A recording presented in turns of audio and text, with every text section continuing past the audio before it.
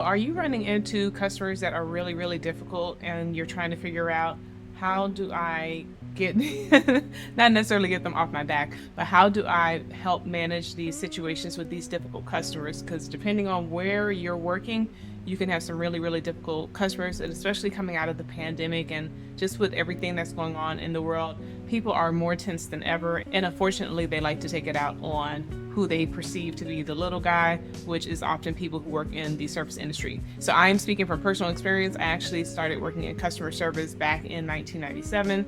And from there, I have used those techniques and those skills in other industries that I've worked in and other positions that I worked in. So hi, if you don't know me, I'm Barika from Simply Unique Coaching, and I have been leading for over 15 years. I've led more than 18 teams. And so I'm going to share with you kind of things that I've learned in working with customers, because honestly, regardless of what type of job you have, you will in some way, shape, or form be dealing with customers at some way, shape, or form. And so even if you own your own business, your clients are now your customers. So we need to be skillful in how to deal with those difficult customers, and sometimes they're unavoidable.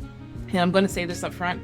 Just be resigned to know and be okay with knowing that some people are miserable and they like being miserable and they like making other people miserable.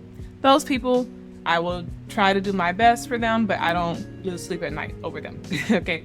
Now, when it comes to other people who are actually reasonable, who are actually having a situation that is occurring that they need help with, then I am definitely more patient with them, because I want to ensure that I am helping them to get the situation resolved. So first of all, one of the things I will say is not to take it personally. 9 times out of 10, it has absolutely nothing to do with you.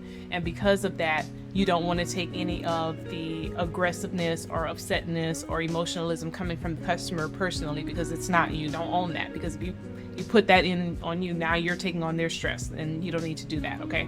Because in order to solve the problem, you need to be able to think clearly.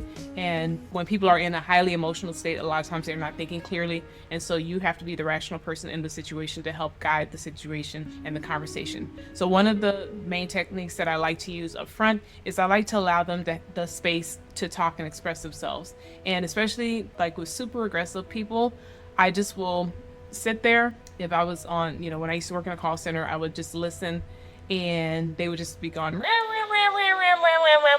and I would just let them keep going, keep going, keep going. And I would let them keep going until the point that they said, "Hello, are you still there?" And I was like, "Yeah." I was like, "I'm just letting you finish, or if it's face to face, I'll just let them go, and I'll just kind of look and listen. And when I'm listening to try to hear what the actual problem is, because they might, be expressing themselves with a lot of, like I said, emotion and a lot of feelings and things of that nature. But I'm listening to see, okay, what is the actual problem? And if I can identify what the actual problem is, then I can come up with a solution to it. Okay. And so just letting them get that emotion out a lot of times helps them to kind of relax and get back in a better state of mind, if that makes sense. So when they're aggressive like that, or just being, expressing their feelings, just let them express them. Again, as long as they didn't personally attack me, then I was fine. Because, I know companies, they get upset with companies, products, whatever, situations that occur. Maybe their dog died, the day before, who knows? A parent may have died on their side, who knows? So people have real life things going on. And unfortunately, everybody doesn't necessarily go get the help they need or have the skills they need to be able to navigate life successfully. And sometimes they have things going on that they're not even aware of until they get pressure put on them. Then what's really on the inside of them starts to pop out, right?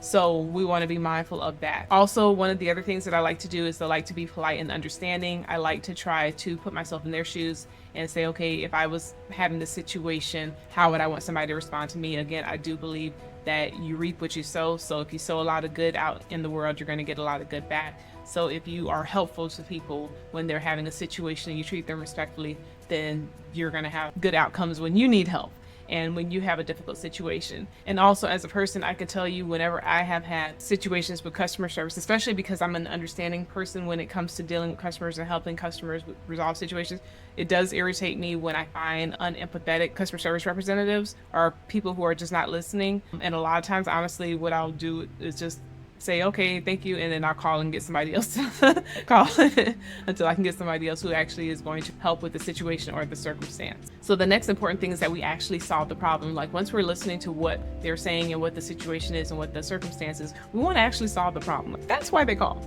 That is why they called.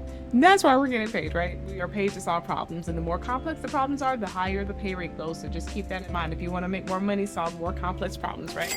Okay. So with that being said, make sure that you are actually solving the problem and that you are finding a good solution that's the right type of solution, that's an ethical solution. Don't have them having to call back in like 5 days on the same problem because you didn't resolve it the right way. Okay, so we're not going to do that. We're not going to be those kind of people. We're going to be the kind of people that actually help resolve situations and get them resolved correctly.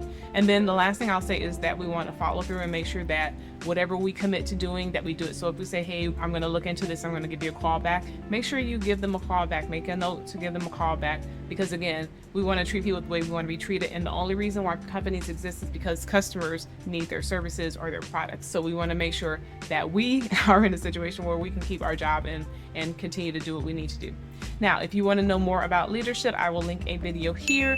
I have been leading for over 15 years. I've led more than 18 teams, and I love to teach on leadership. I also worked in the education field for about 10 years, so I like to make things practical and I like to break them down. And with that being said, make it a great day. Take care.